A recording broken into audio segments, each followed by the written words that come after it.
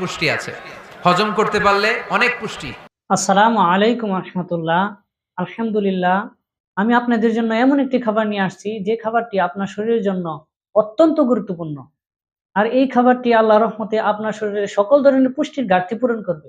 এই খাবারটি আপনার আদরের সন্তানের জন্য খুবই গুরুত্বপূর্ণ, কেননা এই খাবারটি আপনার আদরের সন্তানের ব্রেনের বিকাশ ও গ্রোথ বৃদ্ধিতে সহায়তা করবে, এমনকি হাড় ও পেশিকে শক্তিশালী করতে সহায়তা করবে। এই খাবার সম্পর্কে মিজানুর রহমান আজহারি কি বলেন? এই দুধ এমন একটা খাবার, এটা খেয়ে হজম করতে পারলে আজীবন বেঁচে যাবেন। নিউট্রিশনের যে ইনগ্রেডিয়েন্টস আছে 6টা, পুষ্টি উপাদান 6টাই আছে দুধে।